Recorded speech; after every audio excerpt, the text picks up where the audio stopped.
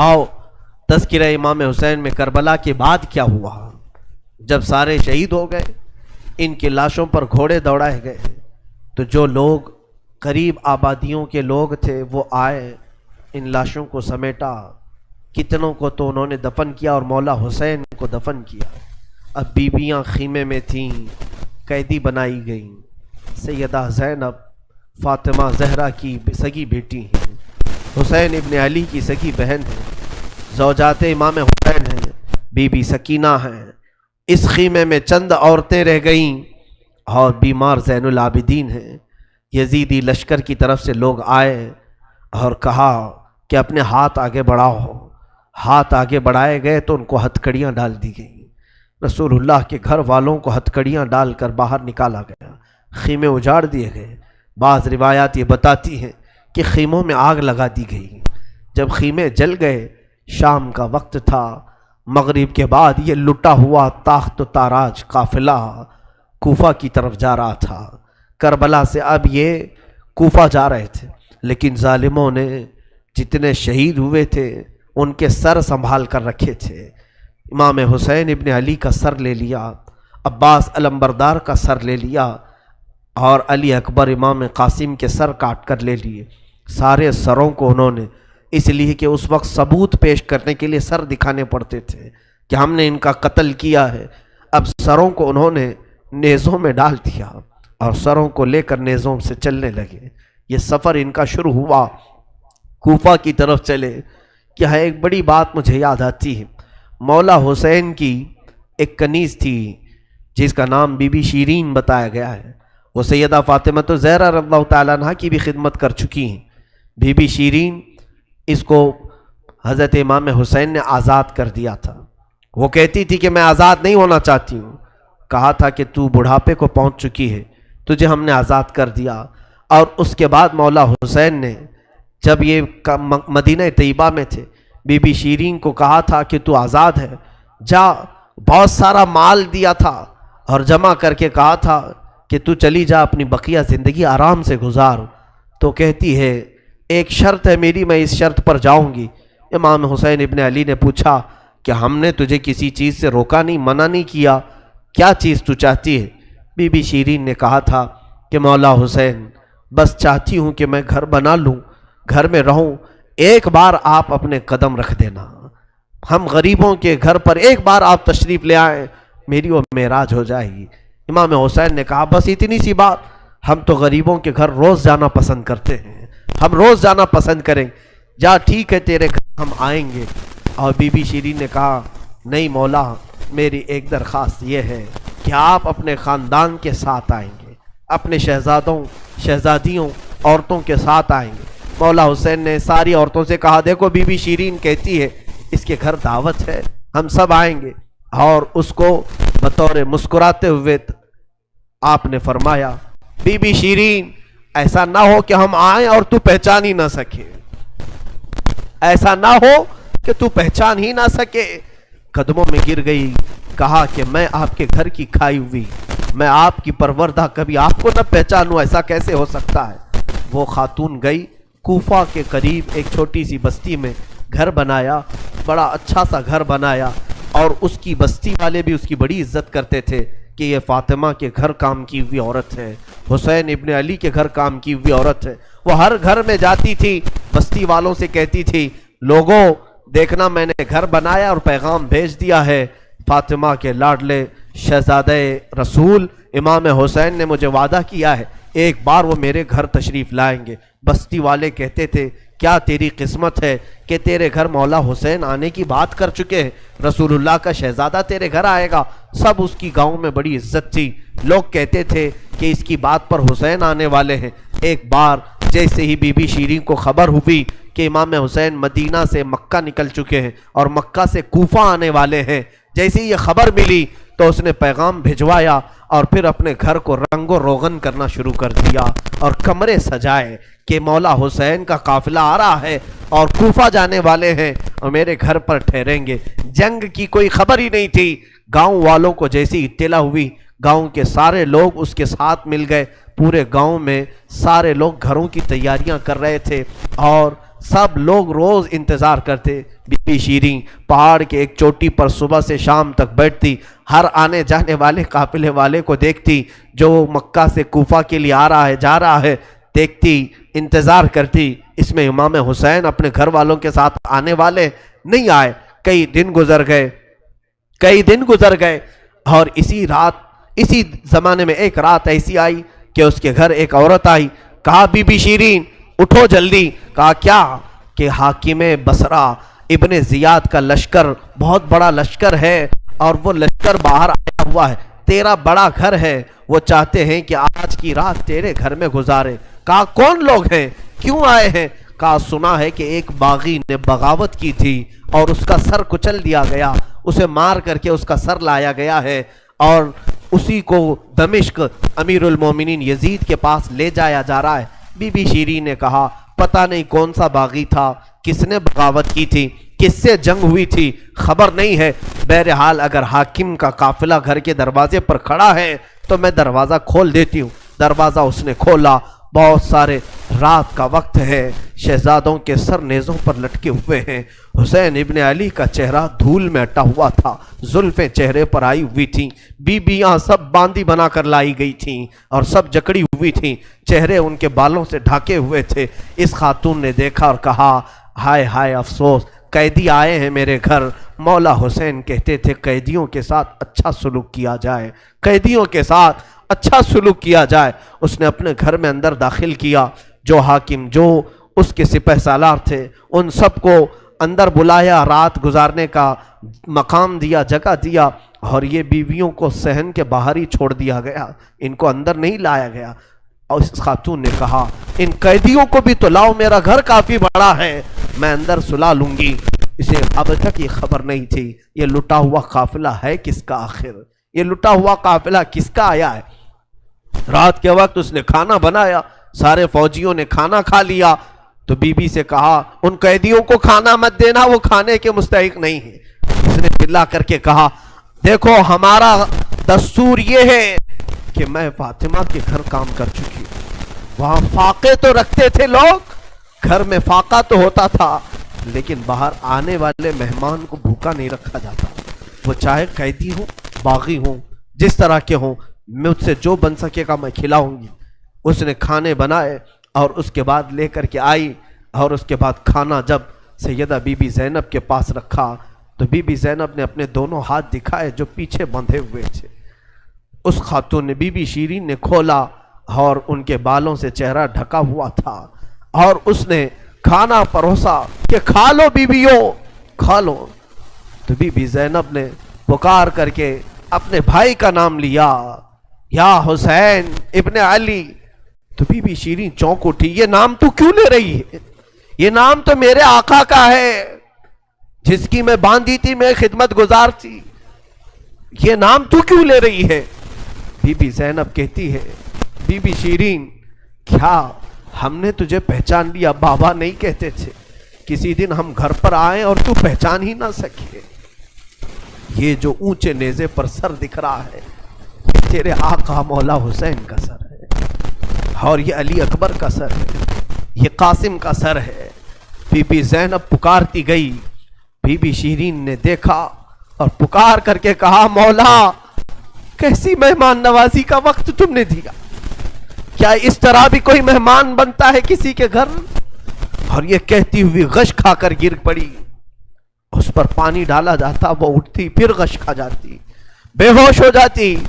سچ کہا تھا مولا حسین نے، اے بی بی شیریں ہم تو وعدہ کیے ہیں آ کر رہیں گے، کہیں ایسا نہ ہو کہ تو پہچان ہی نہ سکے. سچ کہا تھا مولا حسین، آپ اس حالت میں میرے گھر آئے کہ میں پہچان نہ سکی، کیونکہ وہم و گمان میں بھی نہیں تھا کہ فاطمہ کے لاڈلے کا کٹا ہوا سر کبھی گھر آ سکتا. وہ غش کھا کر کے گر گئی. روایات میں ہے صبح جب اٹھا لوگوں نے، فوجیوں نے اٹھ کر کے دیکھا تو بی بی شیریں کا جسم ٹھنڈا پڑ چکا تھا، اس کی روح نکل چکی تھی. غم حسین میں لوگوں کی جانیں چلی گئی. یہاں آج دو آنسو ہمارے نکلتے ہیں تو لوگ ہمیں بولتے ہیں غم حسین میں لوگوں کی روح نکل گئی. جو اصلی محبت کرنے والے تھے وہ دنیا سے ہی رخصت ہو گئے. مولا حسین کی محبت کرنے والی بی بی شیریں دنیا میں نہیں رہی. کہا آخری جملے اس کے یہ تھے، گھر بڑی آن شان سے اس لیے بنایا تھا کہ ایک بار مولا قدم رکھیں گے. اب انہوں نے قدم رکھ دیا تو اب جینے میں کوئی مزہ نہیں ہے، اب میری زندگی کی تمنا پوری ہو گئی ہے. اس کے بعد یہ قافلہ نکلا، کوفہ کی طرف جا رہا تھا، ابن زیاد تک پہنچنا تھا. حاکم بصرہ، حاکم کوفہ عبید اللہ بن زیاد کے پاس یہ قافلہ جانے سے پہلے کئی منزلوں پر رکا. دوسری رات آئی تھی. دوسری رات ایک گرجا گھر کے پاس ان کا قیام ہوا. وہ ایک عیسائی کا گرجا تھا، وہاں پر قیام ہوا. عیسائی نے دیکھا کہ بہت سارے کٹے ہوئے سر آئے. اس نے بھی اپنے چرچ میں رکنے کی اجازت دی تھی. ہائے افسوس، عیسائی بھی رحم کھا رہے ہیں. کیسے وہ مسلمان تھے جو رسول اللہ کے گھر والوں پر رحم نہ کھا سکے. عیسائی نے وہاں پر رکنے کی اجازت دی. اس کے بعد کہا، رات کو اس نے کہا کہ یہ جو سروں پر، یہ جو نیزوں پر سر ہیں، کیا یہ ہمیں ایک رات کے لیے دو گے؟ لوگوں نے کہا لے لو لے لو، لیکن امانت کے ساتھ واپس کرنا کہ یہ ہمیں دمشق پہنچانا ہے. اس نے سر حسین کو لیا، دھول کو صاف کیا، اس لیے کہ اسے دور سے ہی اس چہرے میں کچھ چمک نظر آ رہی تھی. اس عیسائی راہب نے رات کے وقت دیکھا، ایک تخت پر رکھ کر کے سر حسین کا غور سے مطالعہ کرنے لگا اور اپنی پرانی کتابوں سے ملانے لگا. پرانی کتابیں پڑھتا تھا اور چہرہ دیکھتا تھا، بار بار دیکھتا تھا. پھر چیخ کر کے کہا، ہاں میں اپنے مقام کو پہنچ گیا، اس لیے کہ مقدس کتابوں میں لکھا ہوا ہے نبی کے آخری نبی کا نواسا ظلمن قتل کیا جائے گا اور اس راستے سے جائے گا، اور یہاں کی گرجا میں اگر رکے تو گرجا میں جو خدمت گزار ہے وہ اس کی خدمت کرے، مولا اسے جنت عطا کرے گا. وہ عیسائی راہب کہتا ہے وہ چہرے میں ساری علامتیں جو کتابوں میں لکھی یہی ہیں. وہ ایمان لے آیا، کلمہ طیبہ پڑھا، اسلام قبول کیا. رات میں اس کی دنیا بدل گئی. میرے عزیزو، اسی کو کہا جاتا ہے اسلام زندہ ہوتا ہے ہر کربلا کے بعد. حسین کے انتقال کے بعد بھی اسلام پھیل رہا، ایمان دوسروں کو بانٹ رہے ہیں. صبح تک اس گرجا میں رکے، پھر دن پورا گزارے اور شام کے وقت ٹھنڈے وقت میں کوچ کرنے کا ارادہ کیا. اور سر امام حسین جو ان لوگوں نے نیزے پر لیا تھا اس کو ایک جگہ گاڑ دیا، اور اس کے بعد اپنے پانی وغیرہ کے استعمال کے بعد قافلے کو کوچ کرنے کا حکم دیا. قافلہ آگے چلا، لیکن جو فوجی آتا سر حسین کو اٹھانے کے لیے نیزے پر، وہ تو ہلکا ہو چکا تھا لیکن وہ زمین میں ایسا گڑ چکا تھا کہ اٹھتا نہیں تھا، کسی سے ہل نہیں رہا تھا. بہت لوگوں نے کوشش کی. پھر آ کر کے انہی ظالم یزیدیوں نے بی بی زینب سے کہا، اے خاتون، یہ تمہارے بھائی کا سر زمین پر ایسا جمع ہوا ہے، ہٹتا نہیں ہے، آگے بڑھنا ہے ہمیں، یہ ہٹتا نہیں ہے. بی بی زینب نے غور سے دیکھا اور کہا، قافلے میں دیکھ لو سب ہیں یا نہیں، قافلے میں سب ہیں یا نہیں. دیکھا گیا تو بی بی سکینہ قافلے میں نہیں تھی، قافلے میں موجود نہیں تھی. بی بی زینب نے کہا، وہ میرا غیور بھائی ہے، اپنے خاندان والوں کو چھوڑ کر کہیں جاتا نہیں تھا، اپنی بچی کا غم ہوگا، آگے نہیں بڑھتا، تلاشو سکینہ کہاں ہے. لوگوں نے ڈھونڈنا شروع کیا. پہاڑ کی ایک چھوٹی سی چوٹی پر وہ بیٹھی ہیں اور ایک خاتون کی گود میں بیٹھی ہیں. کوئی ایک خاتون ہے، اسے سہلا رہی ہے، تھپکیاں دے رہی ہیں. بی بی سکینہ 9 سال کی عمر میں ایک بڑی معزز خاتون کی گود میں ہچکیاں لے لے کر رو رہی ہیں اور کچھ باتیں کر رہی ہیں. بی بی زینب نے دور سے دیکھا، خاندان کی کچھ عورتیں اور آئیں، پکارا، سکینہ جانے کا وقت ہو گیا، تم یہاں کیا کر رہی ہو؟ دوڑ کر کے جیسی سکینہ کے قریب آئے تو دیکھا نہ وہاں عورت تھی نہ کوئی خاتون تھی. سکینہ کو اٹھایا، کیا کر رہی تھی تم یہاں، کیسے آئی، کون عورت کس سے بات کر رہی تھی؟ سکینہ نے کہا، میں جانتی نہیں تھی، یہاں حاجت کے لیے آئی تھی، اچانک ایک خاتون نمودار ہوئی، اس نے مجھے گود میں اٹھایا، بوسے دینا شروع کیا، میرا ماتھا چوما. میں نے پوچھا کہ تو کون ہے؟ تو اس نے کہا، اے بچی تو نہیں جانتی، میں تیری دادی فاطمۃ الزہرا ہوں، میں فاطمۃ الزہرا ہوں، رسول اللہ کی شہزادی ہوں. میں اپنی دادی کے گود میں سو گئی، بڑا نرم گود تھا، بڑی ان کی نازک ہاتھ تھے اور وہ مجھے سہلا رہی تھی اور مجھ سے پوچھ رہی تھی کہ کیسے کربلا میں کیا کیا ہوا سنا بچی. میں علی اصغر کی شہادت دادی کو سنا رہی تھی. علی اکبر کیسے قتل ہوئے دادی کو سنا رہی تھی. ان کے آنسو بہتے تھے اور میرے جسم پر گرتے تھے اور میں نے کربلا کی ساری داستان اماں فاطمہ کو سنا رہی تھی. سیدہ زینب کی چیخ نکل پڑی کہ ماں فاطمہ اب بھی بے قرار ہے. اس لیے کہ حضرت امام مسلم فرماتے ہیں، ایک بڑے بزرگ ہیں تابعی ہیں، کہتے ہیں میں نے خواب میں دیکھا ایک بوڑھی خاتون کو. کربلا کا یہ منظر جو تھا 10ویں محرم کو ہوا. 9 محرم کو خواب دیکھیں یا عاشورہ کی رات کو انہوں نے خواب دیکھا.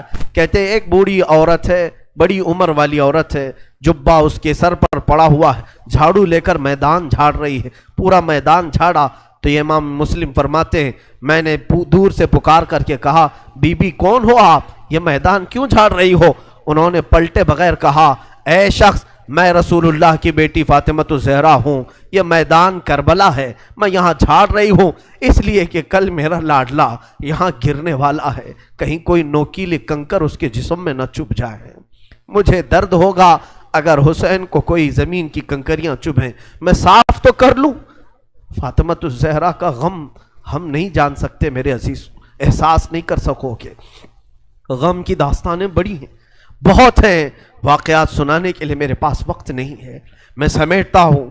عزیزان گرامی، یہ تاخت و تاراج قافلہ، یہ اسیران اہل بیت کوفہ پہنچے ابن زیاد کے محل میں. ابن زیاد نے دیکھا حسین ابن علی کو تانے مارنے لگا، کہا کہ تم نے بڑا غلط کیا، تم نے یزید کے خلاف خروج کیا، بغاوت کیا، اور اس کے بعد بہت ساری بے حرمتی کرنے کے بعد اس قافلے کو اس نے دمشق روانہ کیا. دمشق ملک شام کی راجدھانی آج بھی ملک شام میں، جس کو انگلش میں دمسکس کہا جاتا ہے، دمشق ہے وہ اصل. دمشق میں جب یہ قافلہ پہنچنے لگا وہاں کے حالات الگ تھے. بازار شام پر لعنت ہو، بازار شام پر کا برا ہو. وہاں شام کا بازار سجایا گیا تھا، گھر گھر وہاں سجائے گئے تھے اور لوگوں میں یہ جشن کا ماحول تھا کہ آج باغیوں کے سر لائے جا رہے ہیں اور قیدیوں کو جکڑ کر کے ملک شام خلیفہ وقت یزید کے دربار میں پیش کیا جا رہا ہے. لوگ چھتوں پر چڑھ چکے تھے یہ منظر دیکھنے کے لیے. یہ علم جو اٹھا کر کے آ رہے تھے لوگ قافلے یزید میں، یزیدی لشکر جو کوفہ سے دمشق داخل ہو رہا تھا، دمشق کے دروازے پر یہ قافلہ پہنچا ہے. سر امام حسین کو نیزے پر لے کر، علی اکبر، امام قاسم، عباس کا سر لے کر یہ لوگ پہنچے ہوئے ہیں. ابھی ملک شام کے بازار میں دیکھا اچانک طبلے بجنا شروع ہو گئے، ڈھولوں کی آوازیں بلند ہو گئی، باجے شروع ہو گئے اور بہت زیادہ بانسریاں بجنے لگیں. اور اس جشن کے ماحول میں اس قافلے کو لایا جا رہا ہے. آگے لوگ ناچتے ہوئے جا رہے ہیں، کھیلتے ہوئے جا رہے ہیں کہ فتح مبین یزید کا اچھا ہو. جے جے کار لگ رہی تھی. خاندان اہل بیت کو قیدی بنا کر کے لایا گیا ہے. میرے عزیزوں، اس خاندان اہل بیت کے ساتھ وہاں جو معاملات ہوئے، کئی لوگ تھے جو دیکھنے کے لیے دور دور سے آئے تھے. ایک صحابی ہیں، وہ کہتے ہیں میں تجارت کے لیے گیا تھا تو مجھے خبر ہوئی کہ آج اہل بیت کا قافلہ یہاں آ رہا ہے. تو میں دوڑتا ہوا پہنچا اور جیسے ہی میں نے دیکھ کر کے میں ضبط نہ کر سکا. وہ چہرہ آج نیزے پر تھا جو کبھی میرے مصطفیٰ کے کندھے پر ہوا کرتا تھا. وہ صحابی کہتے ہیں ان کے لبوں پر میرے آقا اپنے ہونٹ رکھا کرتے تھے، ان کی گردن کو سونگھا کرتے تھے. وہ حسین کی گردن کو انہوں نے تلوار سے الگ کیا ہوا تھا اور نیزے پر لا رہے تھے. وہ صحابی دوڑتے ہوئے آئے، کہا میری زندگی کا برا ہو میں حسین کا ساتھ نہیں دے سکا، میں حیدر کے گھر والوں کا ساتھ نہیں دے سکا. بچیاں تھیں جو قیدی بنا کر لائی گئی تھیں. دوڑ کر کے وہ صحابی آئے اور بی بی سکینہ کے پاس آئے. ننھی سی 9 سال کی عمر کی بچی بھی قیدی بن کر آئی. دوڑ کر کے ساتھ قریب آئے، پوچھا کہ بچی میں تمہارے غم میں برابر کا شریک ہوں، میں بھی تمہارے غم میں ساتھ ہوں، اہل بیت کا میں وفادار ہوں. انہوں نے توجہ نہیں کی، اس لیے کہ بی بی سکینہ کہتی ہیں ہم تو دنیا سے مایوس ہو چکے تھے، ہم نے کٹنے کے وقت کسی کو آتے ہوئے نہیں دیکھا، اب تماشا دیکھنے کے لیے بہت سارے لوگ آتے ہیں، توجہ نہیں کی. اس صحابی رسول نے آگے بڑھ کر کہا کہ اے سکینہ میں تجھے جانتا ہوں، تو حسین کی بیٹی ہے، تو فاطمہ کی لاڈلی ہے، تو شیر خدا کے گھر کی شہزادی، بتا کوئی حاجت ہو، کچھ کھانا پانی کوئی چیز۔ اللہ اللہ، یہ بھوکے اور پیاسوں نے کبھی کھانا کسی سے نہیں مانگا، پوری داستان کربلا سننا، کبھی انہوں نے روٹی نہیں مانگا، ہاں پانی ضرور مانگا ہے۔ پانی مانگنا انسانیت کے لیے عیب نہیں، روٹی مانگنا محتاجی کی علامت ہو سکتی ہے۔ بی بی سکینہ نے کہا کہ بڑی حاجتیں پوچھ رہے ہو، کیا میری حاجت پوری کرو گے؟ کہا بتاؤ بچی، میں اپنی طرف سے جو ہو سکے کروں گا، میرے پاس پیسے ہیں، مال ہے، میں اس سے جو چاہے کروں گا۔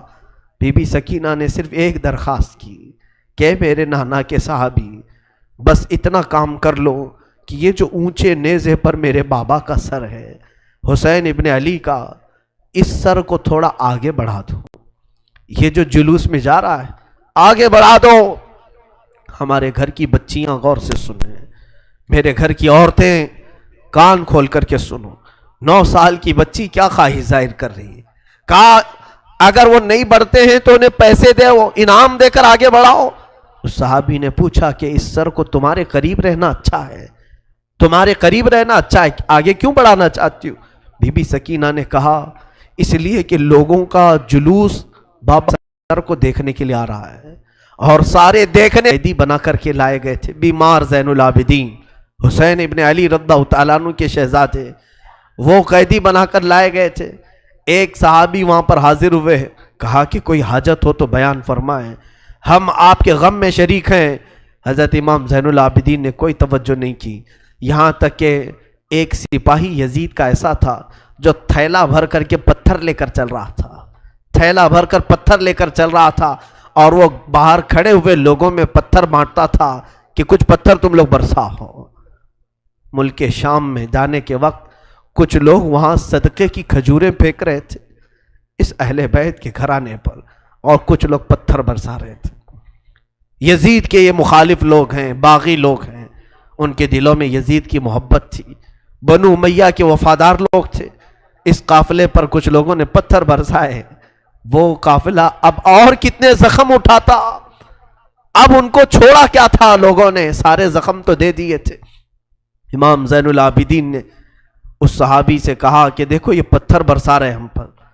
اس صحابی نے تلوار کھینچ لی اور اس کو قتل کرنے کا ارادہ کیا، آپ نے منع کیا، رک جاؤ رک جاؤ، اس لیے کہ بہت سارے قتل میں نے اپنے بابا کے دیکھے، اور وہاں کوئی بھی اپنی تلوار لے کر ہمارے مدد کے لیے نہیں آ سکا۔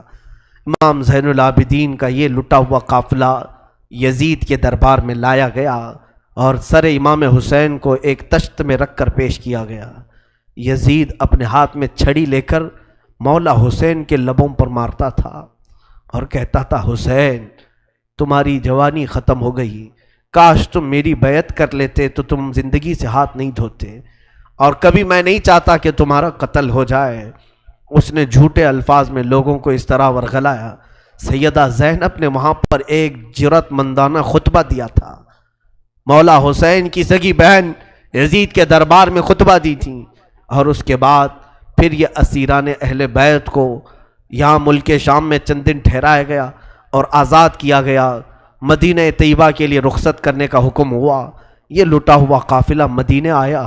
اللہ اللہ، مدینے کو جب یہ لوگ پہنچے، اہل مدینہ کہتے ہم کو وہ شہادت کی خبر پہلے سے مل گئی تھی، کربلا میں مولا حسین کا قتل ہو چکا ہے، خاندان اہل بیت کے ساتھ برا سلوک ہوا ہے۔ پورا مدینہ سرحد پر آ کر کھڑا ہو گیا تھا، مدینے کے باہر انتظار میں۔ وہاں ننھی سی سغرا بھی تھی، مولا حسین کے کچھ گھر والے بھی تھے، وہ انتظار میں تھے۔ جیسے ہی لوگ مدینہ طیبہ میں داخل ہونے لگے، بیویوں کو دیکھ کر مدینے والے چیخ پڑے، سارے مدینے والے زاروں قطار رونے لگے۔ سیدھا یہ قافلہ آیا بارگاہ رسول میں، مصطفیٰ صلی اللہ علیہ وسلم کی قبر انور کے پاس پہنچ گیا، اور پھر بی بی زینب وہاں کھڑے ہو کر شروع سے لے کر اخیر تک کی داستان میرے آقا کو سنانے لگی۔ یا رسول اللہ، آپ کا دوش پر سوار ہونے والا شہزادہ، آپ کا محبوب نظر حسین بڑے زخموں سے چور چور تھا۔ یا رسول اللہ، وہ کربلا میں لاشیں اٹھاتا رہا، پیاسا رہا، بھوکا رہا۔ مدینے کے لوگ کہتے ہیں پورا مدینہ صرف زندگی میں 2 مرتبہ سب سے زیادہ رویا ہے. ایک اس وقت جب میرے آقا کی وفات ہوئی تھی، دوسرا اس وقت جب اہل بیت کا قافلہ مدینے میں لٹ کر داخل ہوا تھا. سارے غموں سے نڈھال تھے، ہر کوئی پریشان حال تھا. بی بی صغرا ننی سی تھی، 6 سال کی تھی.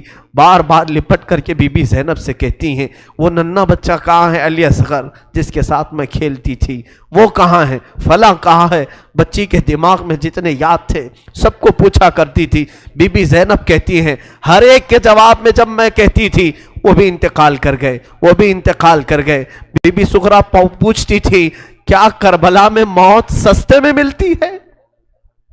جہاں آپ لوگ گئے تھے موت بہت سستی ہے، اتنوں کو کیسے آپ نے موت کے گھاٹ اتار دیا؟ بی بی زینب کے پاس کوئی الفاظ نہیں تھے. امام زین العابدین کا زندگی بھر یہ حال تھا. اللہ اکبر. زین العابدین وہ تنہا شہزادے ہیں میرے مولا حسین کے جو پھر 95 ہجری تک باحیات رہے. امام حسین کی شہادت ہونے کے بعد 61 ہجری میں جو شہادت ہوئی اس کے بعد سے سن 95 ہجری تک آپ باحیات رہے، لیکن روتے روتے آنکھوں کا پانی سوکھ گیا تھا. لوگ کہتے ہیں امام زین العابدین کو ہم لوگ دیکھتے تھے، کبھی وہ روتے تھے تو دونوں آنکھوں سے خون نکل آتا تھا.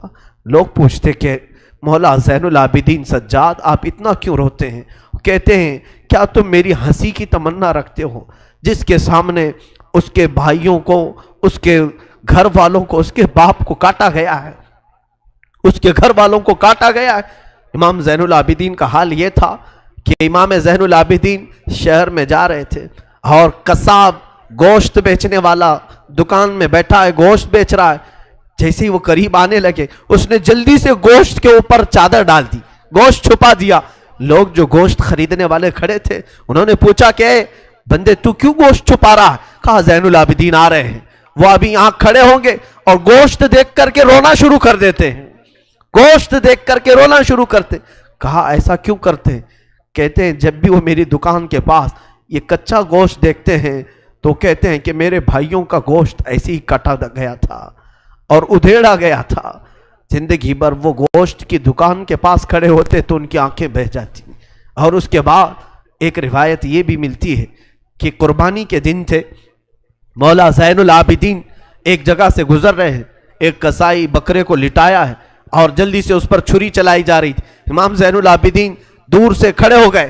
کہا اے قصائی تو نے بکرے کو لٹایا، پانی پلایا کہ نہیں پلایا؟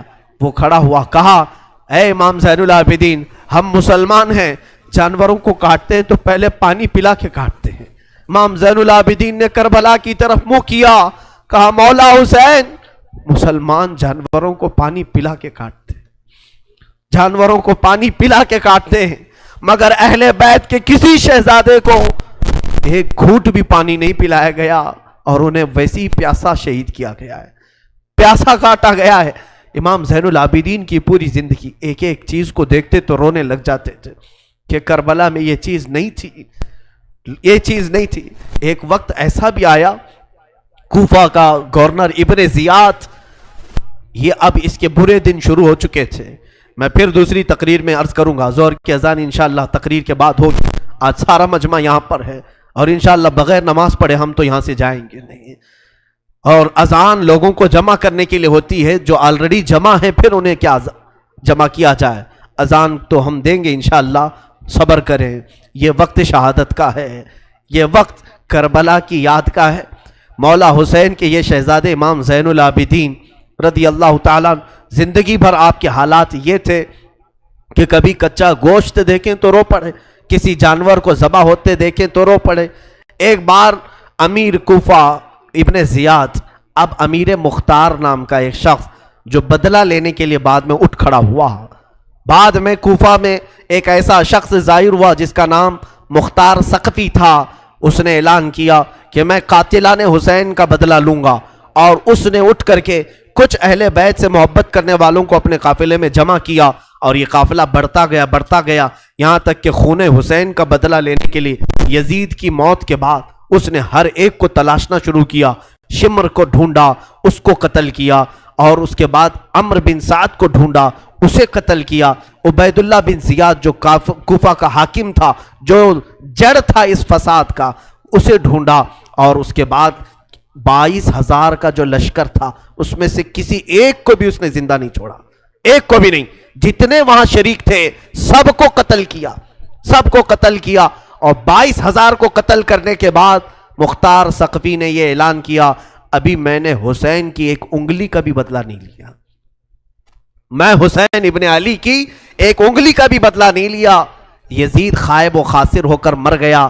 اور یزید کی سب سے بڑی ذلت تو یہ ہے, یزید کے بعد اس کا بیٹا معاویہ تخت پر بیٹھا. پہلے دن خلیفہ بنا کر اسے بٹھایا گیا, اس کے بعد 6 مہینے تک وہ گھر سے باہر ہی نہیں آیا. 6 مہینے کے بعد سیدھے لاش باہر آئی بیٹے کی. وہ 6 مہینے کبھی تخت پر نہیں بیٹھا یزید کے. لوگ کہتے تھے کہ معاویہ آپ یزید کے جانشین ہیں, وہ نیک شہزادہ تھا. دیکھیں اللہ کی مصلحت کیسی, صحابی کے پیٹ میں یزید پیدا ہوا, یزید کے پیٹ میں معاویہ, پھر اچھا شہزادہ پیدا ہوا, نیک تھا. اس نے کہا, لوگ جب کہتے تخت پر بیٹھ جائیے, تو اس نے اس تخت کی طرف دیکھ کر کے تھوک دیا اور کہا اس تخت پر بیٹھوں جس پر شہزادہ رسول کا خون لگا ہوا ہے, اس تخت پر بیٹھوں جو تخت حسین ابن علی کے گھر والوں سے رنگا ہوا ہے. کبھی اس تخت پر نہیں بیٹھا. اس کی یزید کی سب سے بڑی ذلت تو اسی پہ ہے کہ اس کا خود کا بیٹا اس کے تخت پر تھوک دیا, نہیں بیٹھ سکا. لیکن حسین کا چرچا آج بھی ہے, حسین کے شہزادے گلی کوچوں میں ہر جگہ ہے. سادات کی خوشبو تم محسوس کرو گے آج بھی. حسین ابن علی کے یہ صاحبزادے زین العابدین جہاں پر رہ رہے تھے خیمے میں, تو ایک مرتبہ ایسا ہوا کہ ابن زیاد جان بچاتا ہوا بھاگتا ہوا نکل آیا, کیونکہ مختار ثقفی اس کے پیچھے لگ گیا تھا, اپنے سواریوں کو دوڑا دیا تھا اس کے پیچھے کہ عبید اللہ بن زیاد جہاں بھی ملے اسے پکڑ کر کے لاؤ, اسے پکڑ کر کے لاؤ. تو سب اس کے پیچھے لگ گئے. مختار ثقفی کے ڈر سے عبید اللہ بن زیاد جان بچاتا ہوا بھاگتا ہوا ایک خیمے میں آیا. وہ خیمہ کسی اور کا نہیں, امام زین العابدین کا تھا.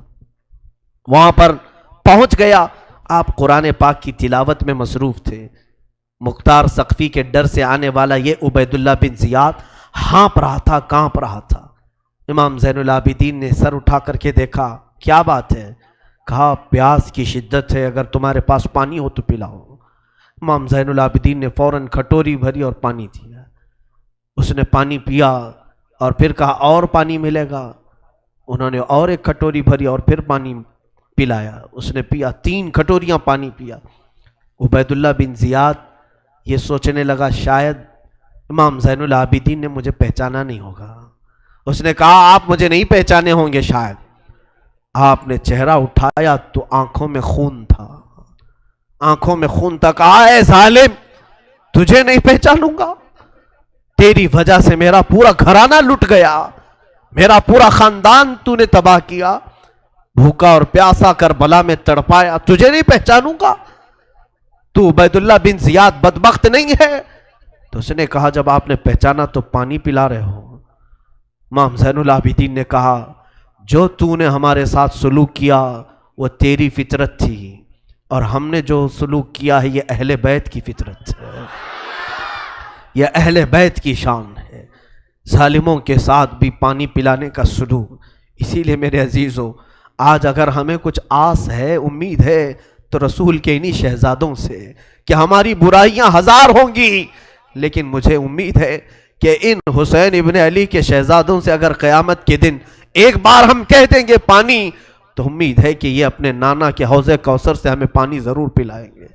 تذکرہ کرو حسین کا, تذکرہ کرو اہل بیت کا اور علی کے شہزادوں کا.